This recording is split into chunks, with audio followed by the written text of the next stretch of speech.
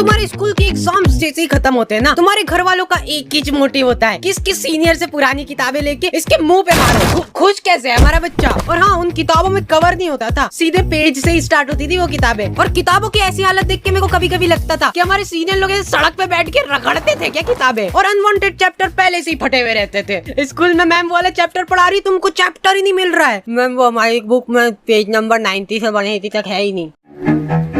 गर्मी की छुट्टियाँ, तो गर्मी की छुट्टियाँ पढ़ते से हम लोगों ने असेंबल करा हमारा ग्रुप, दाल बाटी युवा मंडल। हाँ, हमको भी हमारे ग्रुप का नाम शुरुआत में थोड़ा ऐसा अजीब लग रहा था, कुछ ऐसे किसी चीज की कमी लग रही थी, तो फिर हमने दाल बाटी प्लस रायता युवा मंडल रख दिया। और हाँ, मेरे को आज तक ये बात समझ नहीं आई कि ये स्कूल वाले अप्रैल में स्कूल लगा के क्या कर रहे हैं। टीचर लोग तुमको एक एक चैप्टर पढ़ा देंगे अप्रैल में, और फिर जब तुम भूले भटके 2 महीने की गर्मी की छुट्टियों के बाद स्कूल आओगे। बेटा, अप्रैल में पूरा कोर्स निपटा दिया था अपन ने, आंखों आंखों में भटिंग भटिंग करके चैप्टर निपटाते, याद नहीं क्या तुमको? कब?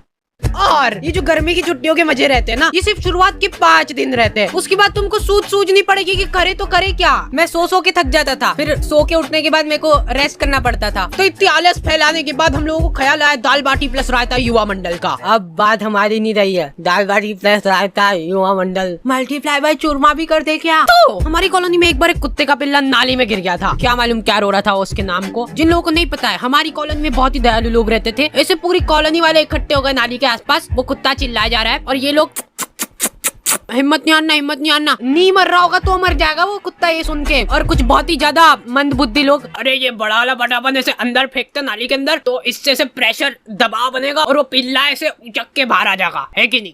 घर जाओ आप, हो गया आपका। और लड़कियां, ओह वाओ कितना क्यूट है, मर जाएगा वो। फिर मैंने सोचा कि ये दुनिया बहुत ही मतलबी है, इसलिए मेरे को भी अब मतलबी बनना पड़ेगा, क्योंकि वहाँ पे लड़कियां भी थी। तो मेरे को ऐसा लगा कि अरे मैं ऐसे किसी की जान बचा के एकदम हीरो की क्या बात है, ऐसा कुछ हो जाएगा। अरे आजा। और मैं पूरा ऐसे डायलॉग वगैरह लिख के ले गया था कि पिल्ले को निकाल के ये बोलूंगा, अगर मैं नाली में हाथ डालने से किसी बेजुबान की जान बच रही है, हाथ नाली में कोई सुन ही नहीं रहा है। ये ढोकरा वो वीडियो रिकॉर्ड करके मेरे को व्हाट्सएप पे भेजा और लिखता है लमाओ हिंदी में।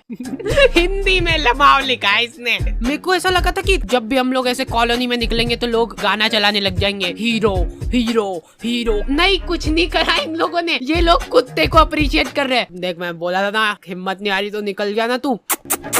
देखो यार, कॉलोनी वालों ने मेरे को शाबाशी वगैरह नहीं दी, वो सब ठीक है, लेकिन इनको क्या मालूम क्यों ऐसा लगने लग गया कि मेरे को नाली में हाथ डालने में मजा आते हैं। मेरे पास नाली साफ करने के लिए ऑफर आने लग गए, लेकिन मैंने सारे ऑफर्स को ठुकरा दिया। फिर हम लोगों ने रोज शाम को क्रिकेट खेलना चालू करा, साइकिल का स्टंप लगा के। लेकिन हम लोग जैसे ही खेलना चालू करते थे ना, ये डोकरा 1 किलो तंबाकू की थैली लेके आता था और इसके घर का गेट खोल के वहीं पे सामने फंसर के बैठ जाता था। और इस डोकरे के आसपास भी बॉल चल जाती थी ना, तो ये हमारी बॉल लेके घर में भाग जाता था। अब इस डोकरे के पास ऐसे बॉल तनतनाते हुए जा रही है और ये डोकरा आजा गले मिलना है क्या तुमको बॉल से? ये क्या है, नहीं क्या पोज है? वो प्लास्टिक की बॉल ऐसे चट करके चीटी ना।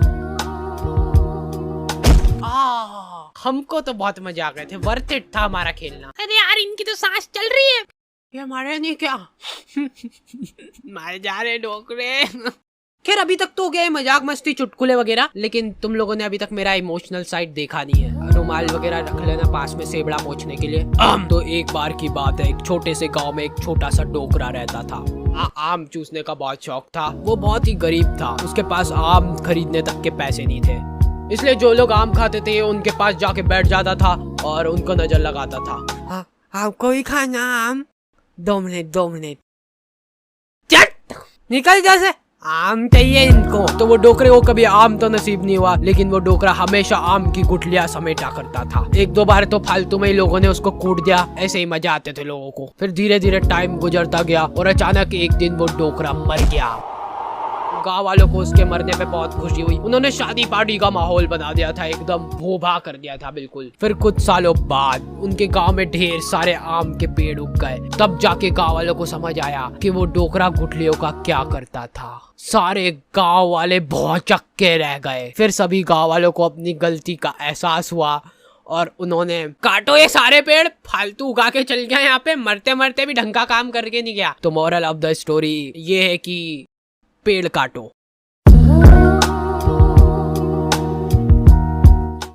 हम लोगों ने सोचा कि फिजिकली तो ठीक है पर ऐसे मेंटली भी ग्रो करना पड़ेगा अपने आप को। तो हम लोगों ने मेरी अच्छी बढ़िया रिमोट कंट्रोल कार थी, उसको तोड़ के उसकी मोटर निकाली और मैं बोल रहा था अपन में बहुत पोटेंशियल है भाई, अपने को मालूम नहीं अपने दिमाग की सीमाएं। और हमारे इधर एक टोपेश नाम के आदमी की किराने की दुकान थी, ठीक है। तुम 24 घंटे में से कभी भी इसके दुकान के सामने से निकलो, इसके 2 लफंगे दोस्त और ये तीनों का मुंह चलता ही रहेगा। ये तीनों ही खा के सामान खत्म करते थे इसकी दुकान का। नहीं पर भैया ये एक नीम वाले साबुन की टिक्की दे दो। ये लो हाजिर है। भैया ये तो एक्सपायर्ड हो चुका है देखो। अरे दीदी ये कंपनी वालों से मिसप्रिंट हो गई होगी, बाकी हमको मालूम है ना अभी नहीं हुआ एक्सपायर। ये लो खुश। नहीं भैया रहने दो। अब ये तीनों अपना पॉइंट प्रूव करने के लिए टंकी के नीचे नहा के बता रहे हैं। देखो दीदी ये झाग बन रहा है बढ़िया। देखो कुछ हो रहा है क्या? हमको कुछ नहीं हो रहा ना। लो ले जाओ, मैं कह रहा हूँ। लो अब ले जाओ ये वाले, एक ही था हमारे पास, बाकी के सारे साबुन ये दोनों खा गए।